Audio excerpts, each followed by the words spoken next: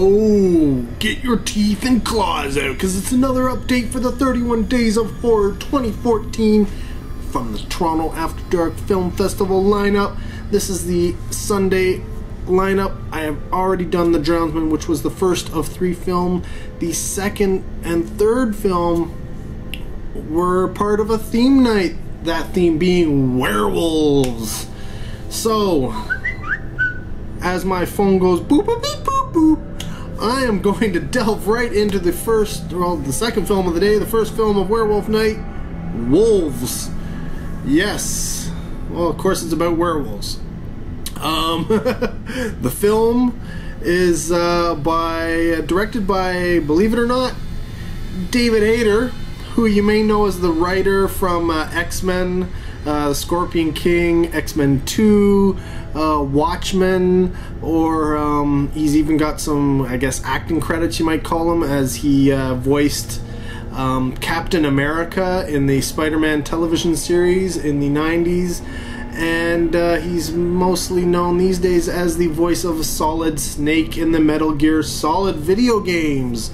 So yeah, it was pretty cool to see that he's directed a couple of movies, but I don't think you probably know them or have seen them. So yeah, he actually did a Q&A afterwards. Pretty decent dude. And yeah, so it's directed by David Hayter, and the main person who plays the main werewolf that you would know, in terms of names at least, is Jason Momoa. Yes, they kept touting him as the guy from Game of Thrones, but oh, he was also in Conan. That was the latest thing. But for me, he is Ronan Dex from Stargate Atlantis. Yeah, considering I just finished watching the entire series not too long ago. That's definitely where he's from, and he plays the main bad guy in this movie, the werewolf, and he's a big guy, so watch out. It also stars a few other people. Adam Butcher, who you probably know from, I don't know, if you watch, I don't think he's in much of anything. He's done a lot of television stuff. Small little roles. But yeah, it's funny.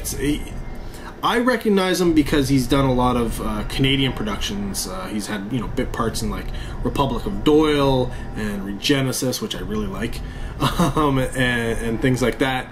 So yeah, he was even in Rookie Blue. I'm not even gonna get into that one. So yeah, he looked familiar.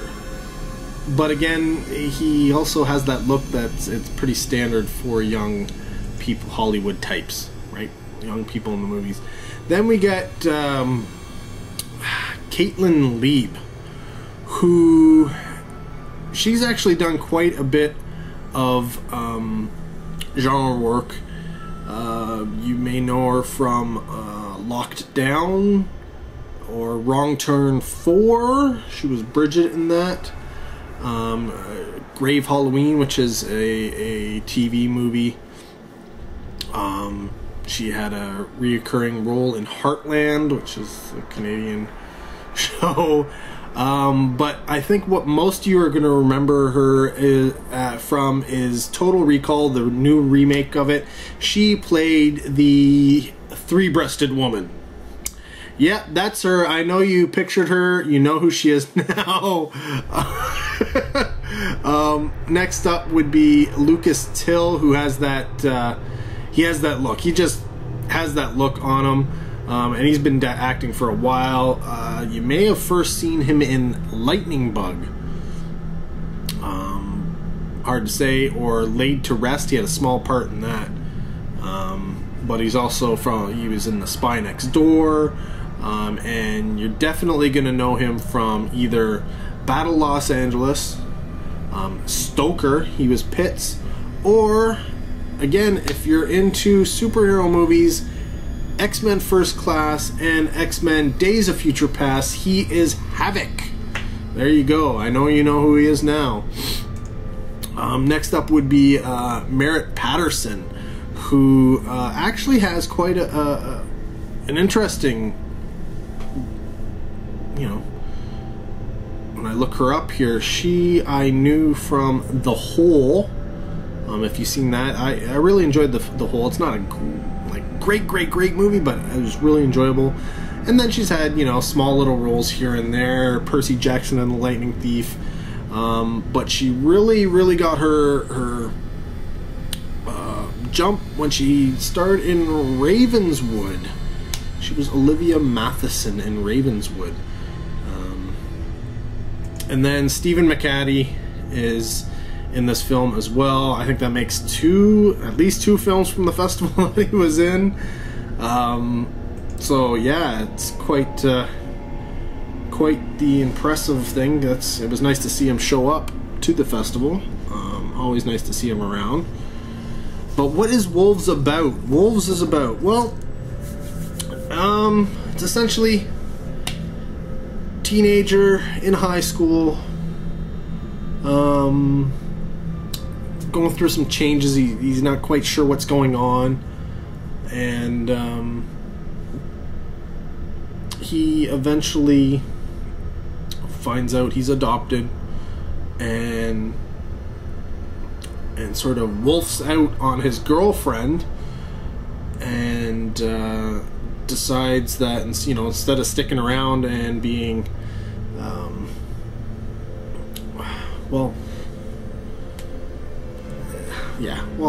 he's wolfed out. People know what he is now, or that he's a monster, right? He meets up some biker guy in a bar who says, hey, why don't you go over to this place, you'll find who you're looking for. And he heads over to this town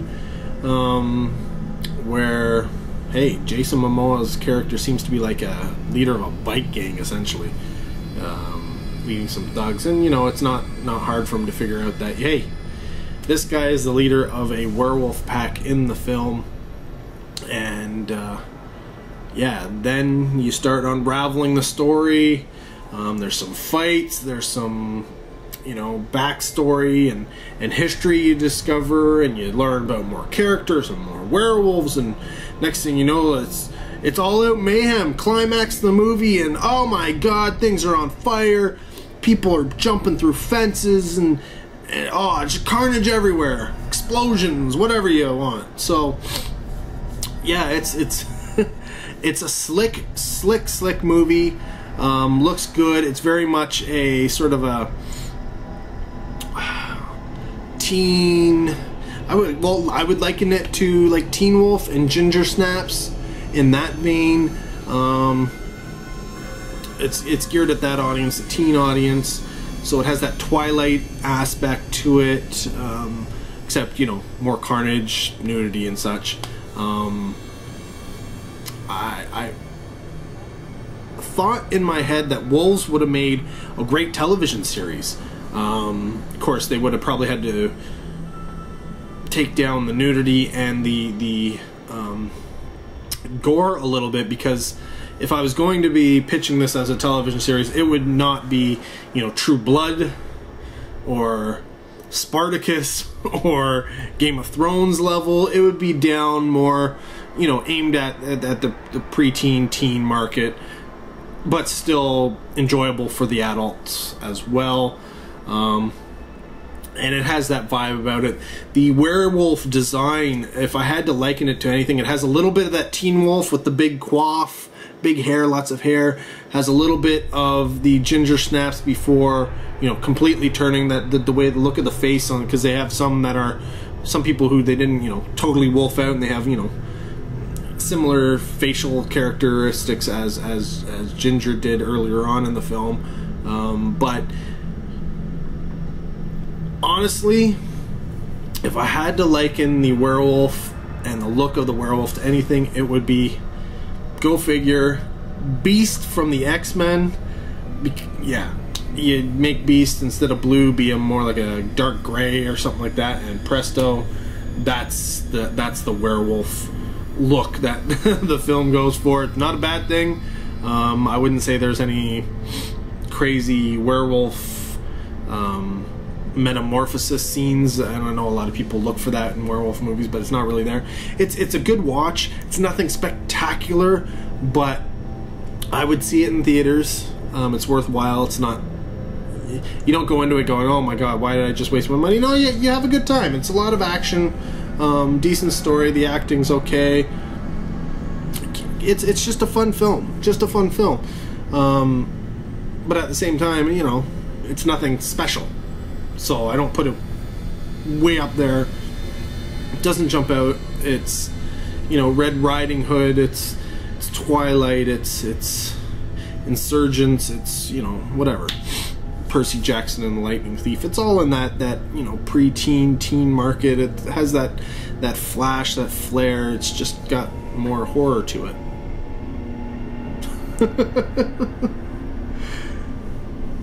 So actually, I'm going to get a glass of water and I'll be right back. Aha!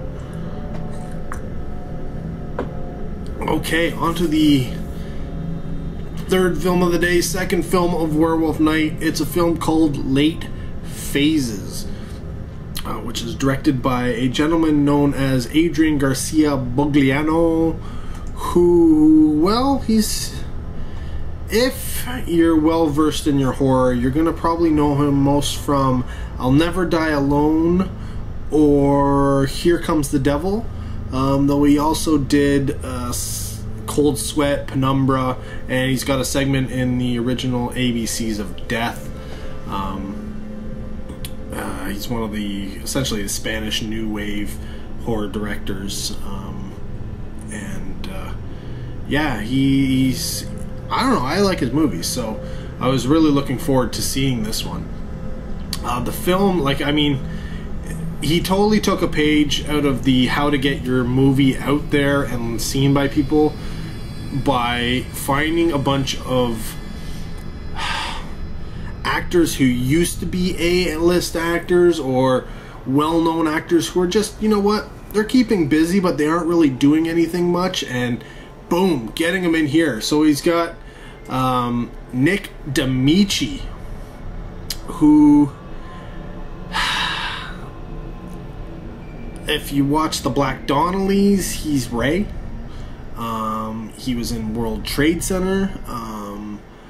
You may know him for, if you're into genre stuff, Mulberry Street, the weird zombie movie, which actually played at Toronto After Dark one year. Yeah, he is. Oh yeah, he was also in We Are What We Are, which did play, I think, last year. Yeah, I think it was last year it came out. So he was in that as Sheriff Meeks, the main character, and he was also in Stakeland and Premium Rush. He has these. I think he has these. He just has this look about him. So he has these characters. You put him in there, and he just has this look. And he plays the main character, who is a blind war veteran.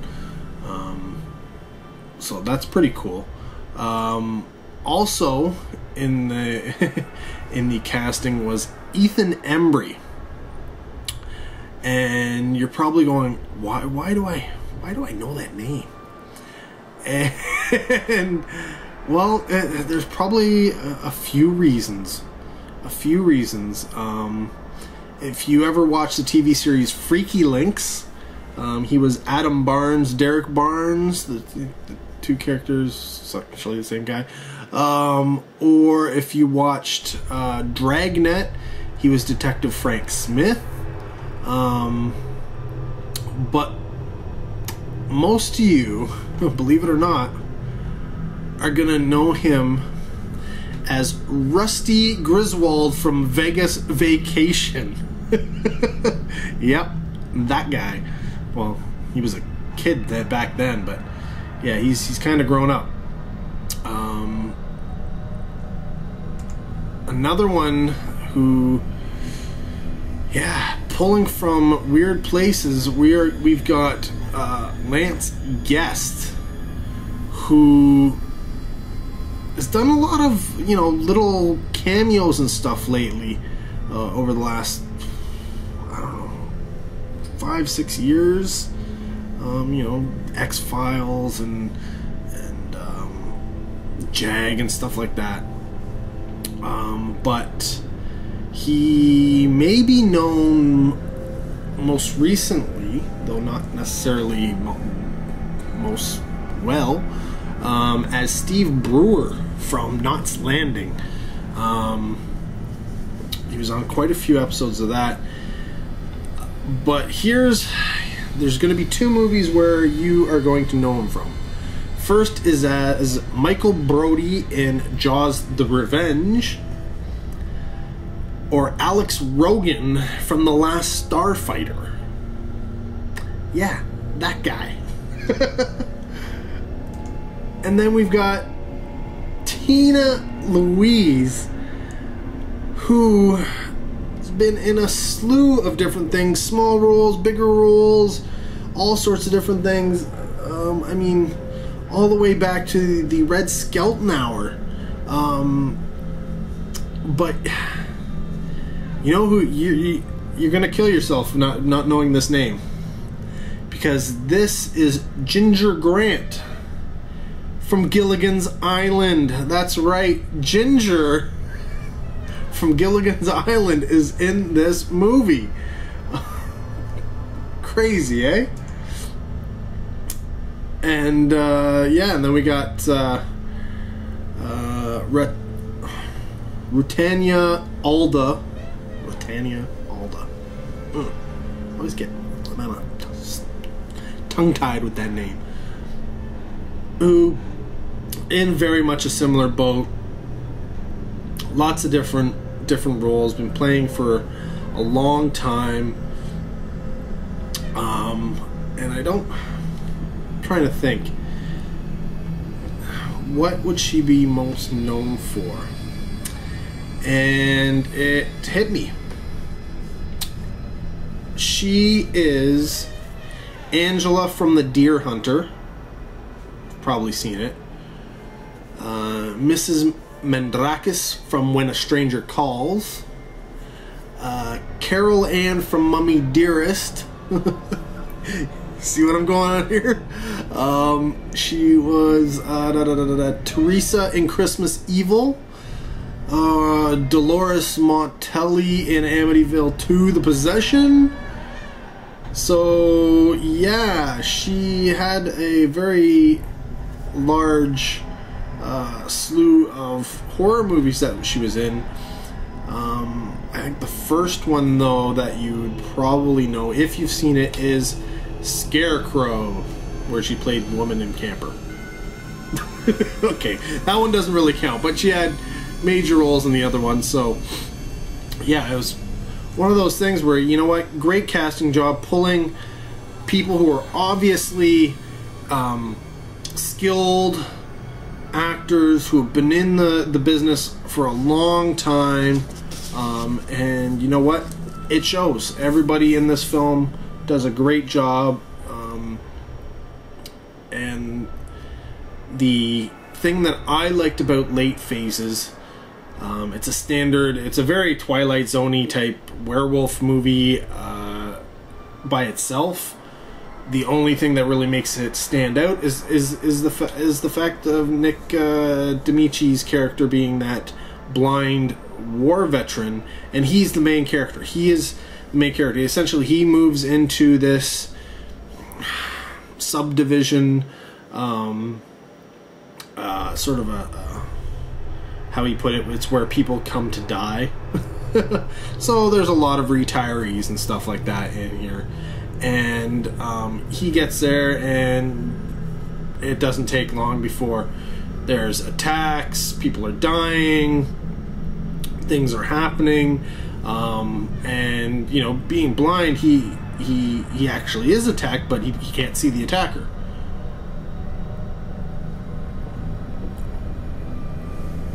Enter a church, and you know, they want to obviously help out this blind war veteran, get him to the church and stuff, but he's not really religious. But you know what? Whatever, he indulges them.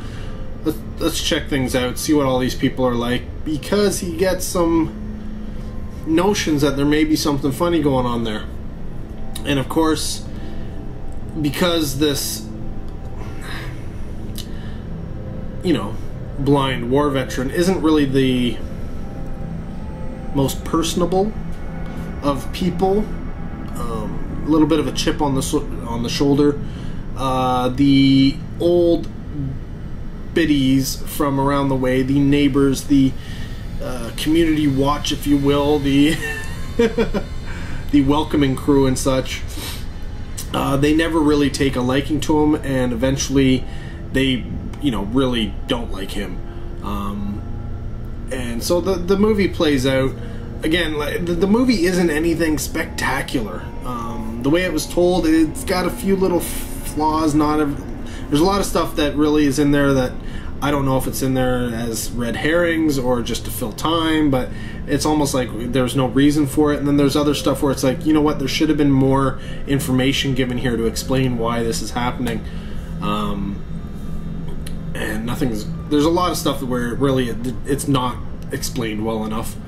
And I know portions, you know, that's in part to keep the viewer kind of guessing about what's going on, why. In part because your main character is blind and he doesn't really know, so you could kind of following his story, so you don't want to have too much information that he doesn't have. I get that. Yeah, but it's I don't know. I enjoyed it. It's not as slick as Wolves previously, but I think because of that whole like I said, it has this Twilight Zone-y type thing going on with the, you know, and the blind main character. I just like that about the film. I would recommend it to view just like I would with Wolves. Check it out if you're into werewolf movies. I've seen worse. I've seen much worse. And because, you know, the director is somebody who's put together some decent films in the past, genre, and I'd like to see more from him. You know what? Support him. Get out there. And of course, like I said, the cast. The cast is great. Cast is absolutely fantastic. So, you know, I'm not going to rate it or anything like that, but I'd say it's definitely a rental. I don't think it's ever going to get to theaters, so don't worry about that. If it's on VOD, you know what? It's worth checking out. But in all likelihood, I will be getting it when it comes out on, well, I will hopefully be getting it when it comes out on video. Because, yeah, it'll probably only come to DVD. I don't know that's going to get a Blu-ray release. If it does, that would be awesome, but don't cross your fingers there. But, yeah. Late Phases. What a night. What a night. Werewolves. You gotta love good werewolf movies, right? Sometimes they aren't that great, and most of the part, they're just adequate. It's not every day you get a Ginger Snaps, a Howling, or an American Werewolf in London. They don't happen every day. Sometimes you just gotta, you know, live with your dog soldiers and Late Phases and Wolves, and be happy that they aren't CG. What can I say? Yeah. American Werewolf in Paris. What was? It's how not to do a werewolf movie. Don't make it CG. Don't make the wolf CG, man. Don't do it. That's my honestly, if your wolf comes out and you have all practical effects, that puts you at least at middle road, even if the rest of the movie kind of blows. I don't care if it's funny or not funny, serious, gory. If it's practical effects and a practical werewolf, I'm gonna give you at least one of two thumbs up. If you actually make a really good movie as well, you'll get two. At least with Wolves in Late Phases, you're at least gonna get one thumb. I think everybody can give them one thumb. If you really like them, two. But I would save those for the Ginger Snaps and the American Werewolves in London, and, you know, those type of films. Wow, Werewolf Night. I wonder what theme nights are coming up next. Okay. Tomorrow's not a theme night, but it should be interesting. So, till the next video, guys, take care. Have a good one. But it's not a full moon out tonight.